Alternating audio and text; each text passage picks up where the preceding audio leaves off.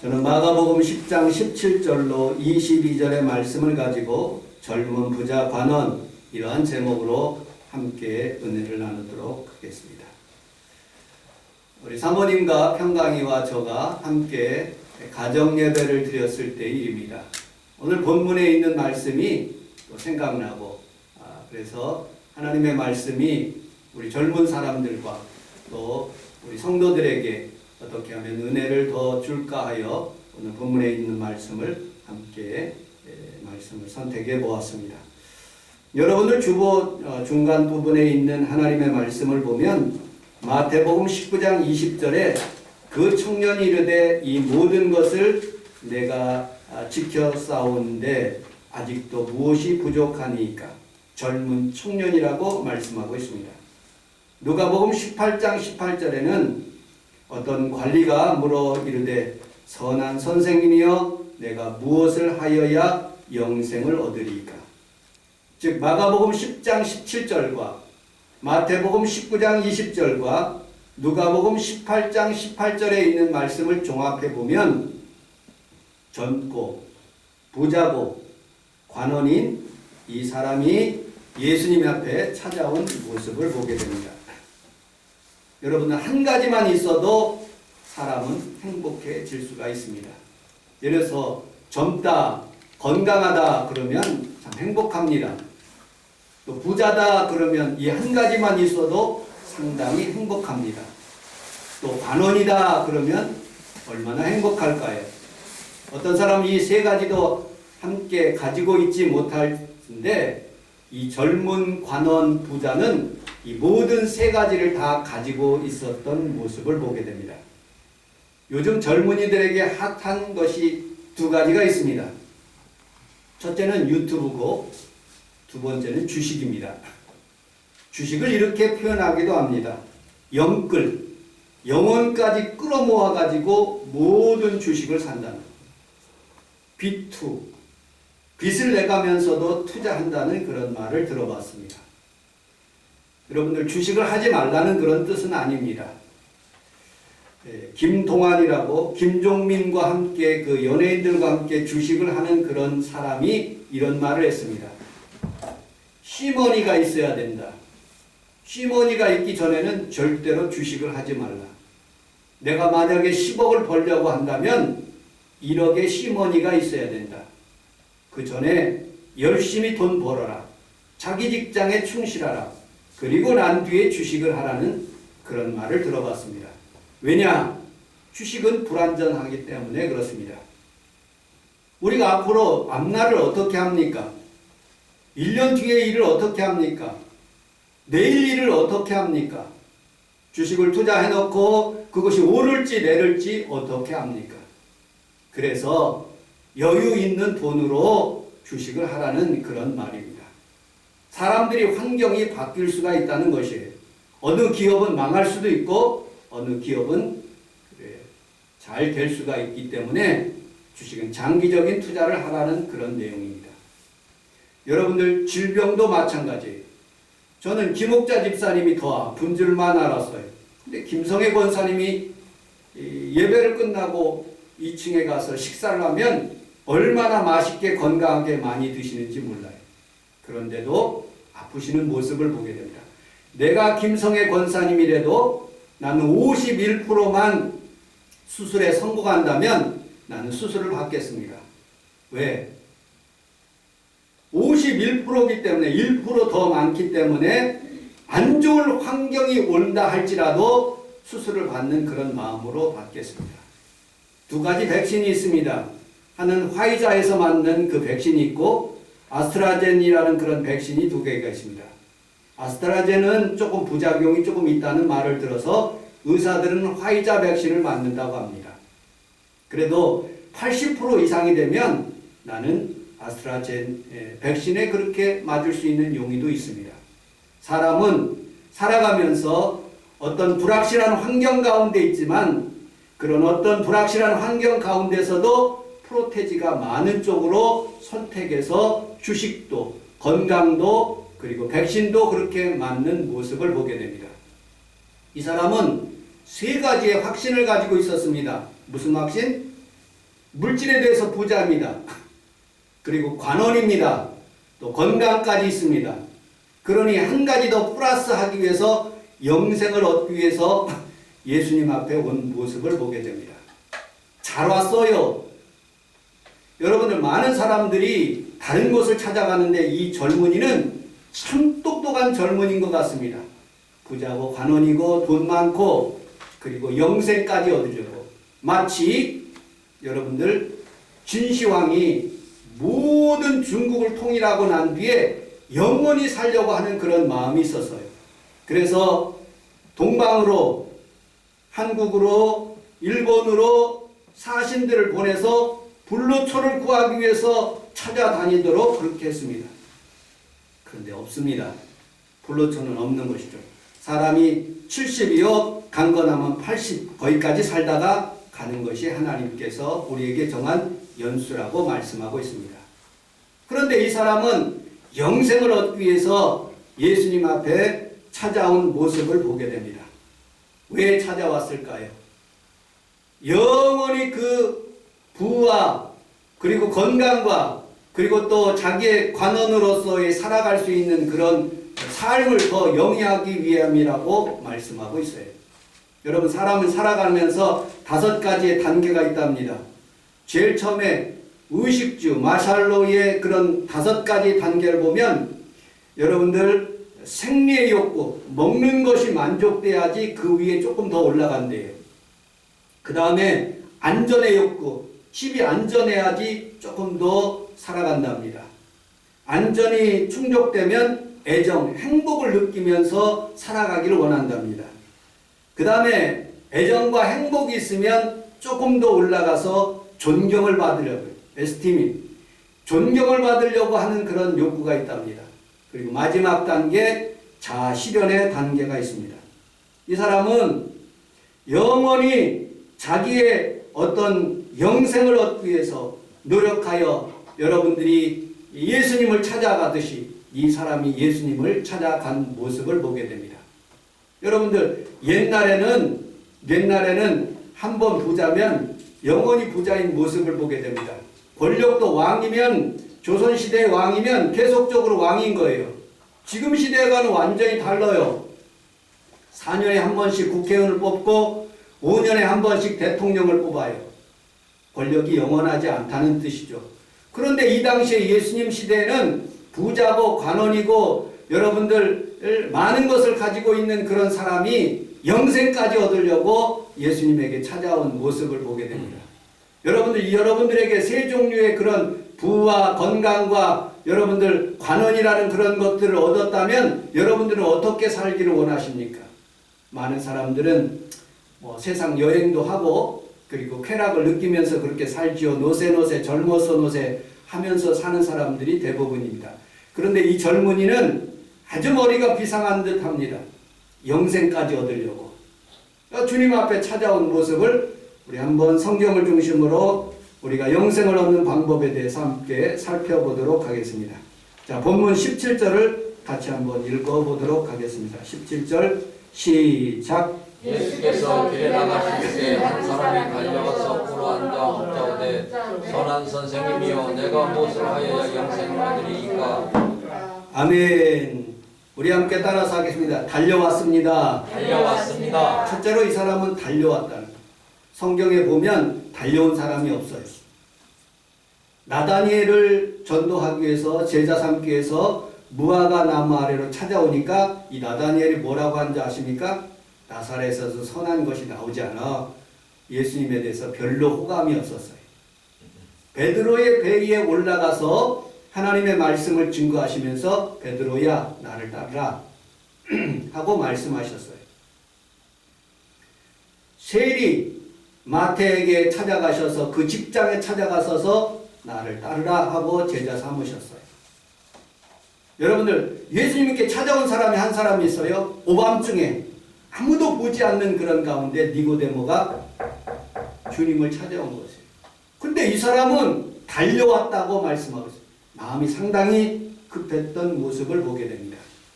제가 20년 전에 10년 동안 순복음 인천교에서 부교육자 생활을 했어요. 제가 교구장이었었는데 성도들이 9시, 그 다음에 11시 예배, 1시 예배, 3시 예배 밀려와요. 그러면 대부분이 나이 드신 분들을 기도 이렇게 받습니다. 왜 오느냐? 구역예배 헌금 봉투가 있거든요. 그걸 하나씩 가져가기 위해서 오는데 다 기도하고 있을 때 구역장님, 지역장님들이 그것을 뽑아가지고 헌금 넣고 목사님 몰래 가요. 어떤 성도들은 목사님 저 아세요? 그럼 저는 모르죠. 제2성전에 담임을 맡고 있었던 그 시절에는 수많은 성도들이 있었기 때문에 제가 알 길이 없습니다. 저번에 와서 결혼식 해주셨잖아요. 돌예배 드리셨잖아요. 함께 사업장 예배 드렸잖아요. 모를 수가 있습니다. 그런데 여러분들, 우리 주님은 여러분 한 사람 한 사람 모를 사람이 없어요. 어떤 모습으로 왔든지 우리 주님 만나는 시간이 되시기를 주님의 이름으로 축복합니다. 또 오늘 본문 18절을 같이 한번 읽어보도록 하겠습니다. 18절 시작. 예수께서 이르시되 내가 제 연약을 있느냐 하나님 한 분이 선한 자 없느니라. 아멘. 이 젊은이는, 이 부자는, 관원은 예수님에게 선한 선생님이여 라고 그렇게 묻습니다. 선하다는 뜻은 좀 립서비스인 것 같습니다. 당신은 예수님인데 영생도 있고 선한 선생님이라고 그렇게 얘기해야지 좀 될 것 같은 그런 마음이 들어서 선하다 이렇게 표현한 것 같습니다. 그런데 예수님께서는 선한 일을 한 사람은 오직 하나님밖에 없다라고 단정지어 얘기합니다. 왜 그럴까요? 인간은 선하지 못합니다. 어느 누구도 선하게 살 수가 없는 것이죠. 인터넷을 보면은 지금 요즘 수많은 사람들이 디스를 하고 있어요. 운동선수가 예전에 학폭을 했다고 해서 그로 인해서 그 운동을 못하게 되는 모습을 보게 됩니다. 연예인들이 자기가 맞았다 하고서는 이렇게 학폭을 해서 이렇게 하는 그런 모습을 보게 됩니다. 두 가지 입장으로 결론 낼 수 있죠. 하나는 앞으로 젊은 청소년들이나 공부하는 학생들은 앞으로 학폭하면 절대로 성공할 때 큰일 난다라는 것을 교훈을 가르쳐주기 위함이고, 두 번째, 여러분 옛날 지나간 것, 제가 맞고 살았는데 몸이 건강하지 못해서 어렸을 때는 8번이었기 때문에 저보다 큰 애들이 굉장히 많았어요. 저를 때리는 애들도 있고 그랬었는데, 여러분들 제가 맞았다고 해서 어떤 학생에 대해서 이렇게 학폭을 제기할 수 있습니까? 그 사람 뭐 유명하지도 않고 뭐 지나간 일인데 그거 뭐 그냥 묻어둘 일인데 그거 왜 그렇게 하는가 하는 것을 곰곰이 생각해 봤어요. 한국 사람들 마음속에는 남이 잘 되는 것 참 싫어해요. 유명해지는 것 참 싫어하는 거예요. 그냥 덮고 넘어가면 되는데 그걸 까발려 가지고 이 사람이 이렇게 학폭했다 하고 그 사람에게 상처 주는 모습을 보게 됩니다. 내가 당했으니 너도 한번 당해봐라 하는 그런 못된 마음, 그런 마음이 있는 것 같습니다. 어쨌든 세상은 살아가면서 선하지 못하게 살아가는 모습을 보게 됩니다. 그런데 예수님께서 이 부자 청년 관원인 이 젊은이를 보면서 그렇게 말씀하십니다. 선한 사람은 하나님밖에 없다라고 말씀하는 거죠. 여러분, 우리는 살아가면서 어렸을 때부터 꿈을 가지고 삽니다. 어떤 사람은 의사가 되는 것이 꿈이고, 어떤 사람은 과학자가 되는 것이 꿈이고, 어떤 사람은 판사, 검사가 되는 것이 꿈이고, 어떤 사람은 선생님이 되는 것이 꿈이에요. 공부 잘하는 그런 사람들이 그렇게 되는 거예요. 근데 공부만 잘해서 그렇게 할 수 있는 사람들도 있고, 공부를 잘 못하는 사람들은 예능에 뛰어난 사람들이 있어요. 음악을 잘하는 사람, 또 연극을 잘하는 사람, 또 배우로서 살아가는 사람들, 그런 사람들이 있습니다. 또 이것도 못하는 사람은 운동을 해가지고 열심히 운동해서 자기 이름을 날리려고 합니다. 그런데 그게 종착역이 아니에요. 또 다른 꿈이, 여러분들 운동선수가, 판사가, 의사가 그런 사람이 그것이 종착역인 줄 아십니까? 아니에요. 그 사람은 의사는 더 돈을 더 많이 벌기 위해서 또 판사는 더 많은 돈을 벌기 위해서 또 노력하고 또 다른 직업을 선택하는 모습을 보게 됩니다. 여러분들 스포츠 선수들이 자기가 정년퇴직을 하고 난 뒤에 자기가 운동선수로 그만두고 난 뒤에 또 연예계로 나와서 일하는 그런 모습들을 종종 보게 됩니다. 여러분들 우리 사모가 집에서 학교까지 가는 길이 있어요. 요 앞에 나가서 7016를 버스를 타고 홍대 1번 출구로 들어가서 신도림으로 가서 신도림에서 부평까지 또 갑니다. 부평에서 내려서 걸어가든지 마을버스를 타고 우원 여중으로 그렇게 가는 모습을 봤습니다. 여러분들 우리가 목표를 두고 어떤 의사나 어떤 과학자가 되기 위해서 목표를 두면 그거에 도착하면 거기가 종착점이 아니라는 거예요. 종착점의 영어의 표현은 뭐냐? destination. 여러분 미국 들어가서 여권을 보이면서 destination이 어디냐고 물어요. 도착지가 어디냐고 물어요. 여러분들 우리는 도착하는 그 장소가 최종의 목적인 줄 알지만 그러나 인생을 살다가 다른 곳으로 또 가게 되는 거예요. 꿈이 또 바뀐다는 것이죠.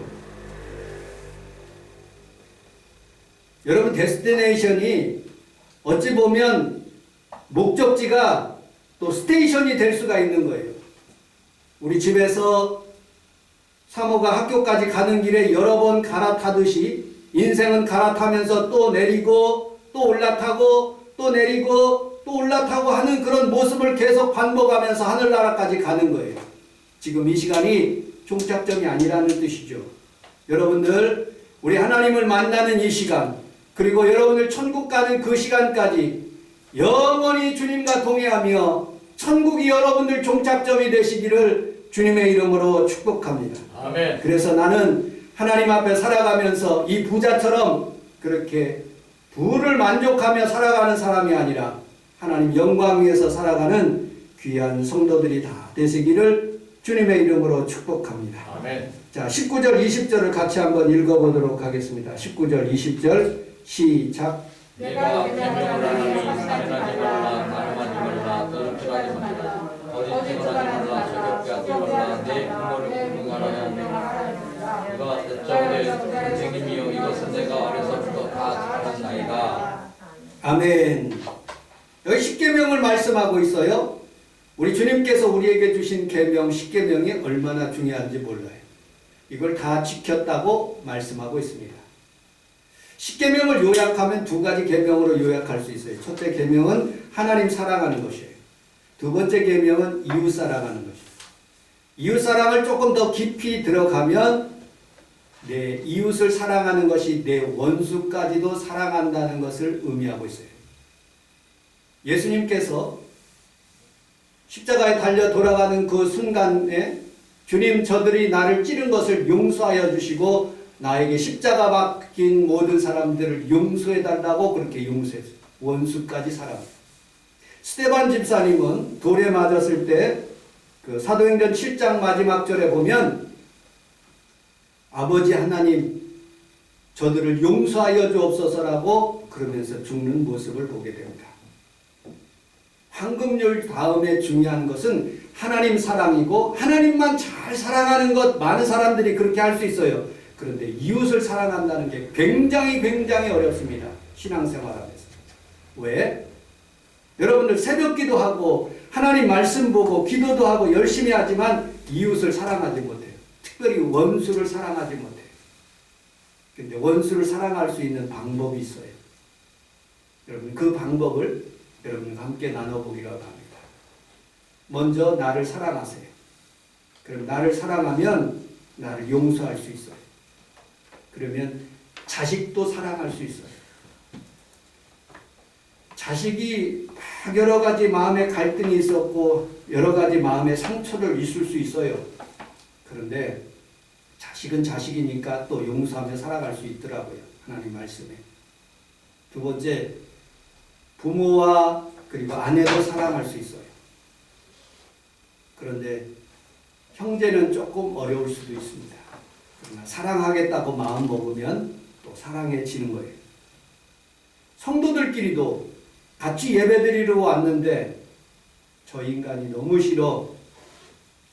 그래서 아예 쳐다보지도 않고 예배를 드리는 모습을 보게 됩니다.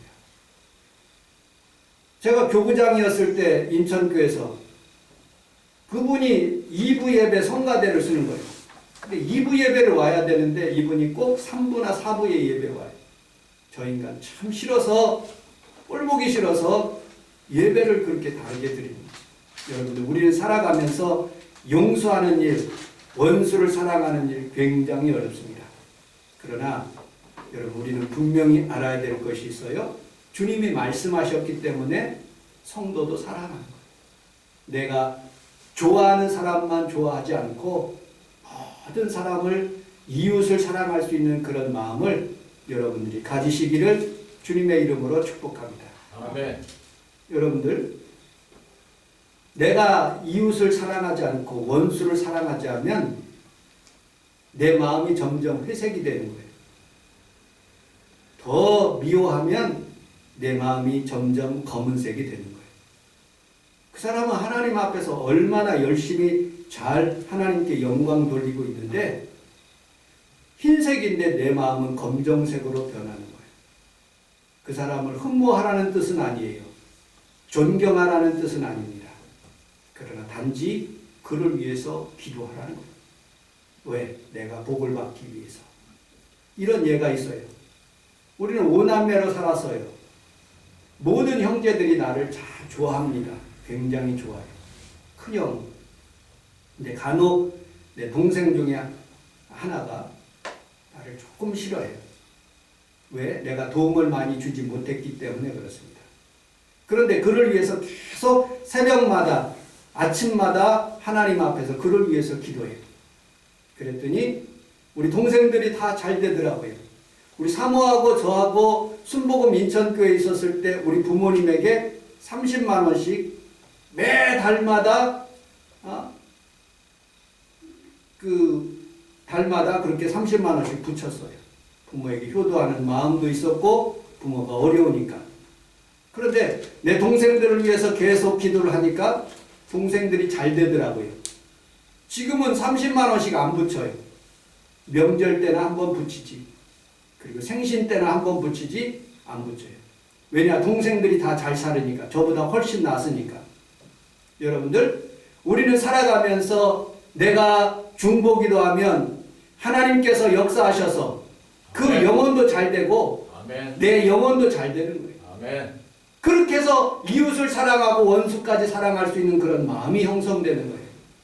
그런데 이 친구는, 젊은 친구는 다 그렇게 했다는 거예요. 여러분들, 율법을 완성하고 완전히 다 지킬 수 있는 사람이 어디 있겠습니까? 은연중에 거짓말을 하고 있는 것이죠. 그런데 우리 주님께서는 한 가지 단점을 그에게 지적하는 모습을 보게 됩니다.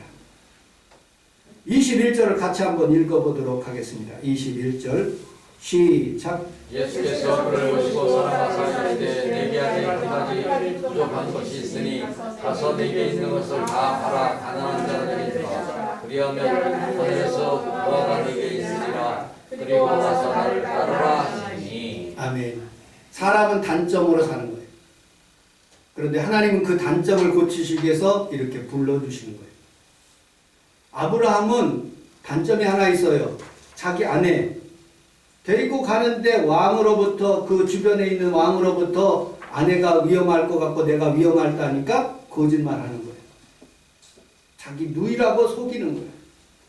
다윗은 하나님 앞에 얼마나 마음이 합한 자입니까? 그런데 밧세바 아내 때문에 간음하고 살인죄를 지는 거예요. 아간이라는 사람은 물질에 대한 탐심이 있었어요. 아나니아 삽비라는 자신이 물건을 팔고 하나님 앞에 드리는데 성령을 거역하는 거예요. 사람은 살아다 보면 다 잘하는 부분들이 많지만 그러나 단점들이 하나가 있어요. 여러분, 성경을 잘 보십시오. 우리 누가복음을 한번, 성경에 있는 구절을 한번 같이 한번 읽어보도록 하겠습니다. 누가복음 10장 25절. 누가복음 10장 25절. 27절까지 같이 한번 읽어보도록 하겠습니다. 시작. 누가복음 10장 25절 어떤 율법교사가 시작. 어떤 율법교사가 선생님 내가 무슨 말이냐 예수께서 이르시되 율법에 되어 있으라고 기록되었으며 내가 어떻게 읽느냐 대답하여 내 마음을 다하여 목숨을 다하여 힘을 다하여 뜻을 다하여 주 너의 하나님을 사랑하고 또한 내 이웃을 내 자신같이 사랑하라 하였나이다. 이 뒷절까지 여러분들 집에 가서 읽어보시는데 주님께서 그렇게 물었을 때 주님이 답변이 뭐라고 답변하느냐, 한 사람이 여리고로 내려가다가 예루살렘에서 여리고로 내려가다가 강도를 만나. 근데 제사장은 그것을 피해 도망갔고 레위인도 피해 도망갔지만 사마리아인은 그를 데리고 가서 여관에서 치료해주고 부비가 더 들면 내가 와서 갚으리라고 얘기합니다. 그런데 그 오늘 본문에 있는 율법교사에게 그렇게 얘기해요. 내가 보기에는 이 세 사람 중에 누가 옳은가? 예, 마지막 사마리아인, 우리가 개 취급하는 사마리아인이 옳습니다. 그러면 너도 그렇게 하라. 그게 단점이에요. 율법교사의 단점이 그거예요. 자, 누가복음 7장 36절로 38절 같이 한번 읽어보도록 하겠습니다. 여러분 주보 누가복음 7장 36절로 38절 시작. 한 바리새인이 예수께 와서 함께 잡수시기를 청하니 이에 바리새인이 집에 들어가 앉으셨을 때 그 동네에 죄를 지은 한 여자가 있어 예수께서 바리새인이 집에 앉아 계심을 알고 향유 담은 옥합을 가지고 와서 예수의 뒤로 그 발 옆에 서서 울며 눈물로 그 발을 적시고 자기 머리털로 닦고 그 발 아래 입 맞추고 향유를 붓니. 아멘. 한 바리새인이 예수님께서 자기 집에서 와서 자기 집에 와서 음식을 잡수시기를 원해서 청했다고 말씀하고 있습니다. 그런데 동네의 한 여자가, 이 여자는 창기와 같은 여자인 것 같습니다. 향유 옥합을 가지고 예수님 발 앞에 눈물을 흘리면서 그 발을 적시고 그리고 향유를 부어드리는 모습을 보게 됩니다. 그때 우리 주님께서 너는 나가 너희 집에 들어갔을 때 물 씻을 물, 그 다음에 손발 씻을 물도 대접하지 않았는데 이 여자는 정성을 다해서 나를 대접하고 있다. 너도 그렇게 해봐라 하고 그렇게 훈계하는 내용이 여기서 나타납니다. 사마리아 여인, 남편이 5명, 지금 살고 있는 6명의 여인이 있습니다. 그 여자의 단점이 여러 남자를 거느리는 그런 음탕한 그런 여인입니다. 그 여자에게 그렇게 치료해 주시고 또 해결해 주시는 거예요. 사람마다 어떤 사람은 육적으로 음욕으로 그렇게 살아가는 그런 사람들이 있고, 어떤 사람은 노름하는 그런 사람이 있고, 어떤 사람은 미워하는 그런 사람이 있고, 어떤 사람은 여러 가지 단점에 가장 있는 사람들이 굉장히 많이 있습니다. 그런데 다 단점만 있는 것이 아니라 장점도 많은 거예요. 근데 단점을 고치기 위해서 우리 주님 앞에 온 거예요. 이 젊은 부자에게 단점은 뭐냐? 돈에 인색함이 있어요. 사람마다 어떤 사람은 주일 성수 잘하는 성도들이 있고, 어떤 사람은 물질 드리는데 굉장히 어려운 그런 어려운 사람이 있어요. 그런 모든 사람들 가운데 있을지라도 하나님께서는 우리에게 치료하는 그런 마음을 우리에게 주시는 거예요. 오늘 여기 오신 귀한 성도들이 우리 하나님 앞에 살아가면서 여러분들의 단점을 통해서 우리 주님을 더 깊이 만나고 하나님을 더 깊이 만나는 귀한 성도들이 다 되시기를 주님의 이름으로 축복합니다. 자, 21절, 22절을 읽고 말씀을 마치도록 하겠습니다. 21절, 22절 시작. 예수께서 그를 보시고 사랑하사 이르시되 내가 아직도 한 가지 부족한 것이 있으니 가서 내게 있는 것을 다 팔아 가난한 자들에게 주라. 그리하면 하늘에서 뭐가 내게 있으리라. 그리고 와서 나를 따르라 하시니 그 사람은 재물이 많은 거로 이 말씀으로 인하여 슬픈 기색을 띠고 근심하여 가니라. 우리 함께 따라하겠습니다. 주님만 섬깁시다. 주님만 섬깁시다. 여러분들, 우리에게 두 가지 문제가 있을 수 있어요. 물질의 문제, 이 부자처럼 또 주님 섬기는 문제. 근데 이 젊은 부자 관원은 근심하면서 돌아갔다고 그랬어요.